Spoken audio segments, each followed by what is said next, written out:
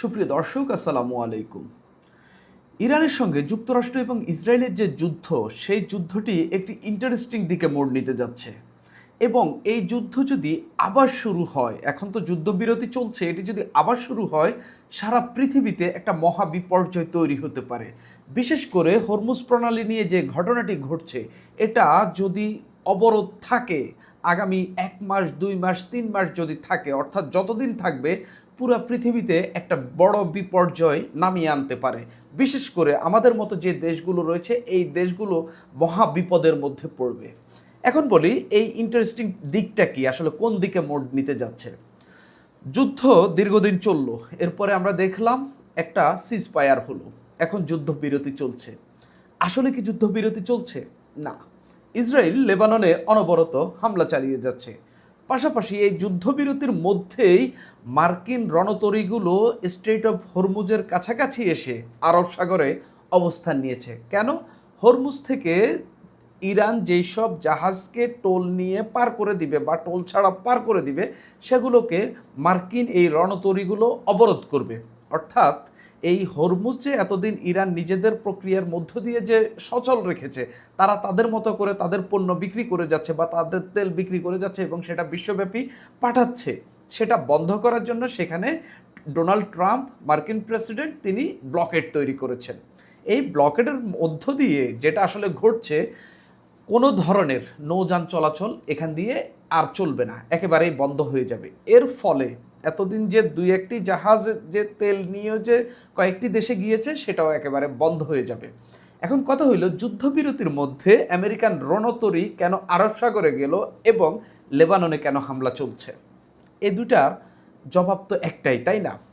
কাহিনী হচ্ছে, এই ইরানে যে যুদ্ধটা চলছে বা ইরানে যে হামলাটা হয়েছে, প্রথমে হামলাটা করেছে ইসরায়েল এবং যুক্তরাষ্ট্র। এখন যুদ্ধবিরতি চলছে, আগামী 21 এপ্রিল পর্যন্ত এই যুদ্ধবিরতি থাকবে বা যুদ্ধবিরতি হওয়ার কথা রয়েছে। এই সময়ে ইসরায়েল এবং যুক্তরাষ্ট্র এমন কাণ্ড ঘটাচ্ছে যাতে এবার এই যুদ্ধবিরতিটা ইরান ভঙ্গ করে, সেই চেষ্টা তারা চালিয়ে যাচ্ছে। কেননা আলাপ এখনও করার অপশন রয়েছে, কিন্তু যুক্তরাষ্ট্র আলাপের মাঠ ছেড়ে দিয়ে বা আলাপ চলছে এর মধ্যেও তারা তাদের রণতরী আরব সাগরে পাঠালো এবং সেখানে তারা ব্লকেড তৈরি করলো স্ট্রেট অফ হরমুজ দিয়ে, যেসব জাহাজ ইরান বাইপাস করে বা তারা যেগুলো থেকে টোল টোল নিয়ে বের করে দিবে, সেগুলোকে তারা আটকাবে এবং সেগুলোর উপর হামলা চালানো হোক বা তাদের যে গতিপথ সেটা ফিরিয়ে দিবে, মানে যে দিক দিয়ে বের হয়েছে সেদিক দিয়ে আবার ঢুকিয়ে দিবে, অর্থাৎ সেগুলোকে যেতে দিবে না। এখন আমেরিকা চাচ্ছে মার্কিন এই রণতরীকে লক্ষ্য করে ইরান একটি হামলা চালাক, যাতে একটা ছুতা পায় এবং ইন্টারন্যাশনালি যেন এটা তারা প্রচার করতে পারে যুদ্ধবিরতির মধ্যে ইরান হামলা চালিয়েছে, এখন আমরা ইরানে হামলা চালানোর বৈধতা উৎপাদন করলাম। এ হইল প্রাথমিক ঘটনা। এবং লেবাননে ইসরায়েল যে হামলা চালাচ্ছে এবং মার্কিন রণতরী যে এই এই সিজ ফায়ারের মধ্যেও যে এখানে এসেছে, এর ব্যাখ্যা হইল এটা, তারা এটা খুব ভালো করে চাচ্ছে। এখন কথা হলো, যে ব্লকেডটি তৈরি করেছে আমেরিকা এবং দীর্ঘদিন ধরে এখানে তো ইরানের স্ট্রেট অফ হরমুজে ইরানের একক কর্তৃত্ব, এই যুদ্ধ 28 ফেব্রুয়ারি যুদ্ধ শুরু হওয়ার পর থেকে ইরান এখানে কর্তৃত্ব তৈরি করেছে এবং তারা তাদের মতো করে তাদের তেল বিক্রি করছে এবং কিছু কিছু জাহাজ তাদের বন্ধু দেশ যেগুলো মনে করছে সেগুলোকে তারা যেতে দিচ্ছে এবং কারো কারো কাছ থেকে টোল নিচ্ছে। তো ইরান এখান দিয়ে মূলত যুদ্ধ চললেও তাদের ব্যবসাটা করে নিচ্ছে। কিছু জাহাজ থেকে, যেমন আরবের অন্যান্য দেশ থেকে যদি তেল নিয়ে তারা যদি কোনোটাকে মনে করে এটা ছাড়া যাবে, তারা ছাড়ছে, টোল নিচ্ছে। কোনো কোনো জাহাজে তারা নিজেদের তেল চীনে পাঠাচ্ছে। অর্থাৎ এই যুদ্ধের মধ্যেও আরবের অন্যান্য দেশগুলো তেল ব্যবসা করতে না পারলেও, মানে এই স্ট্রেট অফ হরমুজ দিয়ে তেল ব্যবসা করতে না পারলেও ইরান কিন্তু তেল ব্যবসা করছে। ট্রাম্প বুঝতে পারলেন এই তেল ব্যবসাটা বন্ধ করা দরকার, তাদের ইকোনমি মেইন জায়গাটাই এখন হরমুজ দিয়ে তারা মূলত ব্যবসাটা করছে এবং তেল ব্যবসাটা করে যাচ্ছে। এর ফলে তাদেরকে ধ্বংস করলেও তাদের ইকোনমিটা মোটামুটি ঠিক থাকছে এবং তারা অর্থ যেহেতু উপার্জন করছে, এগুলো তারা আবার ঠিক করে ফেলবে। ইরান যাতে যুদ্ধবিরতি ভঙ্গ করে, অর্থাৎ সিজফায়ার যেন ভঙ্গ করে এই মার্কিন রণতরীতে যেন হামলা চালায় এবং ইরানের ব্যবসাটা যেন বন্ধ করা যায়, এই জন্য ব্লকেড তৈরি করলো। এখন এই ব্লকেড তৈরির ফলে কি ঘটবে? ইরান খুব ভালো করে জানে এখান দিয়ে যে জাহাজটাই তারা এটা হরমুজ পার করে দিবে, এরপরেই মার্কিন রণতরী বা মার্কিন নেভি এদেরকে আটকায় হামলা চালানো হোক বা আবার তাদেরকে উল্টা পথে ফিরিয়ে দিবে, মানে যেখান থেকে এসেছে সেখানে পাঠিয়ে দিবে। ইরান সব জাহাজকে কি এখন যেতে দিবেন না?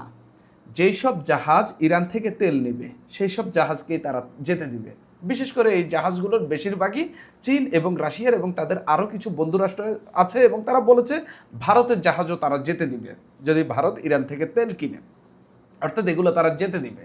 এর বাইরে আরবের অন্য দেশ যেমন সৌদি আরব, তারপরে কুয়েত, তারপরে কাতার, এরপরে আরব আমিরাত, এখান থেকে যদি তেল কিনে এই জাহাজ যদি স্ট্রেট অফ হরমুজ পার হতে যায় ইরান যেতে দেবে না, ইরান আটকে দেবে বা কিছু কিছু থেকে টোল নিয়ে $2 বিলিয়ন যেটা তারা নিয়ে থাকে, কোনো কোনোটির থেকে আরও বেশিও নিতে পারে, সেগুলো নিয়ে তারা সেগুলোকে ছেড়ে দিবে।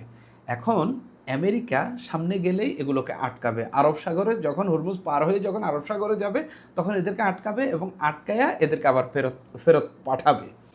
শোনা যাচ্ছে আমেরিকা খার্দিপে তাদের সৈন্য মোতায়েন করতে যাচ্ছে, অর্থাৎ ইরানকে এমনভাবে উত্তেজিত করছে যাতে আমেরিকার এই রণতরী ঘিরে এই যুদ্ধবিরতির মধ্যেই ইরান যেন এখানে হামলা চালায় তার সর্বোচ্চ চেষ্টা আমেরিকা চালিয়ে যাচ্ছে এবং ইরানকে যত ধরনের বা যতভাবে উত্তেজিত করা যায় সেই উত্তেজিত করার চেষ্টা চালিয়ে যাচ্ছে।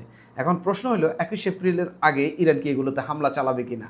আমার কাছে মনে হয় আমেরিকা এখানে যতই পদক্ষেপ নেক, যত যাই করুক, ইরান এগুলোতে হামলা চালাবে না। তবে ইরান আমেরিকার রণতরীগুলোকে তাদের যে স্ট্রেট অফ হরমুজ বা তাদের যে সীমানা বা তাদের যে সমুদ্রপথ, এই সমুদ্রপথের বাইরে রাখার সর্বোচ্চ চেষ্টা করবে, এর মধ্যে ঢুকতে দিবে না। কেননা তারা ইতিমধ্যেই সেখানে মাইনটাইন পুঁতে রেখেছে, মাইনটাইন দিয়ে রেখেছে, এগুলো আসলেও আসলে বিপদ হতে পারে।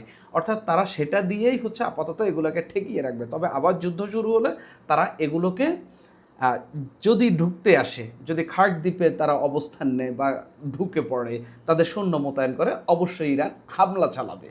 তবে এই যুদ্ধবিরতির মধ্যে ইরান কিছুই করবে না এবং ইরান প্রথম হামলা করবে না। ইরান সব সময় বিশ্ববাসীকে দেখাবে যে আমরা প্রথম হামলা চালাই নাই, আমরা যুদ্ধবিরতি ভঙ্গ করি নাই, যুদ্ধবিরতি ভঙ্গ করেছে ইসরায়েল এবং আমেরিকা। তারা সেটা দেখানোর জন্য প্রাণপণ চেষ্টা চালিয়ে যাবে। এর আগে তাদের উপর যদি টুকটাক আঘাতও আসে তারা আসলে সেটা পাল্টা আঘাত বা রিটেলিয়েট যেটা করতেছিল সেটা করবে না। এখন কথা হইল, ট্রাম্প যে স্ট্রেট অফ হরমুজের সম্মুখ ভাগে বা আরব সাগরে, যখন স্ট্রেট অফ হরমুজ আপনি পার হয়ে আরব সাগরে যাবেন, ওইখানে যে ব্লকেড দিল, তিনি বিশ্বের সব দেশকে এটাতে একত্রিত হওয়ার জন্য তিনি আহ্বান করলেন। মজার ব্যাপার হইল এখানে কেউই যোগ দিলেন না। অর্থাৎ ট্রাম্প যে আহ্বান করলেন, কিয়ার স্টারমার তিনি ইতিমধ্যেই দিয়েছেন যুক্তরাষ্ট্রের প্রধানমন্ত্রী বলে দিয়েছেন যে আমরা এটাতে আমরা সম্মত না, আমরা এখানে যাচ্ছি না। অনেকজনই এটাতে যুক্ত হননি এবং ঘোষণা দিয়েছেন তারা যুক্ত হবেন না। বাকিরা নীরব থাকা মানেই এই ডোনাল্ড ট্রাম্পের যে আহ্বান, সে আহ্বানে কেউই সাড়া দিচ্ছে না। অর্থাৎ ট্রাম্প পুরা একা এবং আরবের কিছু দেশের মৌন সমর্থন নিয়ে এবং ইসরায়েলের মধ্য দিয়ে বা ইসরায়েলের সহায়তায় তারা এখানে ব্লকেড তৈরি করেছে। পুরা পৃথিবীর যেখান দিয়ে 20% তেল পৃথিবীব্যাপী যায় বা আমদানি রপ্তানি হয় বা 20% জ্বালানি পরিবহন হয়, সেই জায়গাটির সামনে ব্লকেড দিয়ে রেখেছে যুক্তরাষ্ট্র একা, যেখানে আর কারো সমর্থন নেই। সমর্থন আছে কার? ইসরায়েলের, যাদের এক ফোঁটা তেলও নেই, সেই ইসরায়েল তাদেরকে সমর্থন দিচ্ছে। অর্থাৎ ট্রাম্প এই যে ব্লকেড তৈরি করলো, এই ব্লকেডে তিনি একা হয়ে পড়লেন। শুধুমাত্র তার সঙ্গে তার বন্ধুরাষ্ট্র এবং তার যুদ্ধবাজ বন্ধুরাষ্ট্র ইসরায়েল থাকলো, আর কেউ থাকলো না। এটা ট্রাম্পের জন্য একটা বড়সড় রিস্কি গেম। ট্রাম্প ব্যাপক আকারে সমালোচিত হচ্ছেন এই ব্লকেড তৈরি করার জন্য। আমি দেখেছি IMF থেকে অনেক আর্থিক সংস্থা এটা নিয়ে বিবৃতি দিচ্ছে, তারা এই ধরনের ব্লকেডের বিপক্ষে এবং ইরানকেও তার হরমুজ ওপেন করে দেওয়ার জন্য আহ্বান করা হচ্ছে। সব পক্ষকেই সরে যেতে বলা হচ্ছে। তবে বিশেষ করে ট্রাম্প এই ব্লকেড দেওয়ার পর নতুন করে ক্রাইসিস শুরু হয়েছে এবং এই ক্রাইসিস থেকে সরে আসার জন্য সবাই আহ্বান করছে এবং ট্রাম্প যে আহ্বান করেছে সেখানে কেউ সাড়া দিচ্ছে না।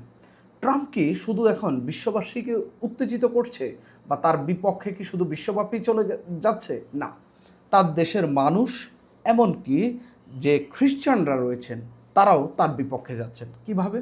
তার দেশের একজন CIA সাবেক পরিচালক জন ব্রেনান, তিনি একটি সাক্ষাৎকার দিয়েছেন। সেই সাক্ষাৎকারে তিনি বলেছেন ট্রাম্প মানসিক বিকারগ্রস্ত এবং তাকে অভিশংসন করা জরুরি বা তাকে পদচ্যুত করা খুবই জরুরি, এরকমটাই সিআইএর সাবেক একজন পরিচালক বলছেন। এবং তিনি পথ পর্যন্ত দেখিয়ে দিলেন যে তাকে কিভাবে এই পথ থেকে সরানো যায়। কেননা মার্কিন যে গোলা বারুদ রয়েছে, মার্কিন যে আর্মারি রয়েছে, যে অস্ত্র রয়েছে, এগুলো সব কিছুর কর্তৃত্ব কিন্তু ট্রাম্পের হাতে। নিউক্লিয়ারের কর্তৃত্ব কিন্তু ট্রাম্পের হাতে, নিউক্লিয়ার ওয়েপনের কর্তৃত্ব। তো এরকম একজন খ্যাপাটে মানুষের কাছে এই বড় বড় অস্ত্র গোলা বারুদের কর্তৃত্ব থাকা আসলে খুবই রিস্কি। তিনি সেই জায়গাতে কথা বলছেন এবং তাকে ইম্প্যাচমেন্ট করার কথা বলছেন, যে সেটাও তিনি দেখাচ্ছেন যে সিনেট চাইলে, রিপাবলিকান যে সিনেট রয়েছে তারাও তার বিরুদ্ধে ভোট দিয়ে, আর হচ্ছে ডেমোক্রেট যে 47 জন রয়েছে, অর্থাৎ 51 জন যদি ভোট দেয়, ডেমোক্রেট 47 জন আর সিনেট থেকে এই রিপাবলিকান থেকে যদি 4 জন ট্রাম্পের বিরুদ্ধে অবস্থান নেয়, তাহলে কিন্তু তিনি অভিশংসন হচ্ছেন। এবং তার অভিশংসনের প্রক্রিয়াটাও তিনি দেখিয়ে দিয়েছেন। যুক্তরাষ্ট্রের আদালতে একটি আইন পাশ হয়েছে, সম্ভবত 25 ধারা তাদের কনস্টিটিউশন অনুযায়ী। সেই 25 ধারায় যে হচ্ছে ট্রাম্প পদত্যাগ করলে বা অভিশংসন হলে সেই জায়গায় কাকে কিভাবে হচ্ছে প্রেসিডেন্ট করা যাবে সেই সব প্রক্রিয়া বলা রয়েছে। তিনি সেই সব পথ দেখিয়ে দিলেন। এর বাইরে তিনি যে পোপকে নিয়ে যে মন্তব্যগুলো করেছেন, পোপ এই যুদ্ধের বিরুদ্ধে কথা বলেছেন, যুদ্ধ বন্ধ করার কথা বলেছেন, এই পোপকে উদ্দেশ্য করে ট্রাম্প নানান কথা বললেন। শুধু তাই নয়, এর আগে তিনি জিসাসকে ইনসাল্ট করলেন। তিনি সরাসরি বললেন যে হচ্ছে আমি জিসাসকে ইনসাল্ট করলাম। তারপর তিনি পোপকে আক্রমণ করে উইক অন ক্রাইম বললেন। এর বাইরেও তিনি নানান বিধ্বংসী মন্তব্য করলেন পোপকে নিয়ে। পোপ ট্রাম্পের এই তির্যক মন্তব্যের জবাবে বললেন যে আমরা রাজনীতিবিদ নই, আমরা শান্তি স্থাপনকারী। ট্রাম্পের সঙ্গে পোপের যে বাকযুদ্ধ চলছে এবং এই ট্রাম্প যে পোপকে হচ্ছে যে তির্যক মন্তব্যগুলো করছেন, এগুলো নিয়ে অনেক খ্রিস্টান খুবই ক্ষেপেছেন। আমি দেখলাম ইতালির যে প্রধানমন্ত্রী মেলানি, তিনি পর্যন্ত এটা সমালোচনা করেছেন। অর্থাৎ ট্রাম্প শুধু এই ব্লকেট দিয়ে ইরান যুদ্ধ করে বা এই যে যুদ্ধবিরতির মধ্যেও যে আলোচনাটা আগালো না, এতেই শুধু তিনি ধরা খাননি, তিনি আরও নানান জায়গায় ধরা খাচ্ছেন। এবং দিনে দিনে আমার কেন জানি মনে হচ্ছে ট্রাম্প খুব একা হয়ে পড়ছেন। এটাকেই আমার যুদ্ধের একটা ইন্টারেস্টিং দিকে মোড় নিচ্ছে বলে মনে হচ্ছে। এবং আমার কাছে মনে হচ্ছে এই যুদ্ধ যদি আবার শুরু হয় এবং সেখানে যদি ট্রাম্প অনবরত ইরানের উপর হামলা চালাতে থাকে, সেক্ষেত্রে যদি স্ট্রেট অফ হরমুজ যদি না খোলে, পুরো পৃথিবীর সব মানুষ সম্ভবত ট্রাম্পের বিপক্ষে চলে যাবে। সরকার প্রধানরাও ট্রাম্পের বিপক্ষে চলে যাইতে পারে এবং যার মধ্য দিয়ে আমেরিকার শক্তি আরও খর্ব হইতে পারে এবং আমেরিকা যে বিশ্বব্যাপী মোড়ল হয়ে এখন পর্যন্ত যে টিকে রয়েছে, সেখানেও তাদের ধস নামতে পারে, পতন হইতে পারে।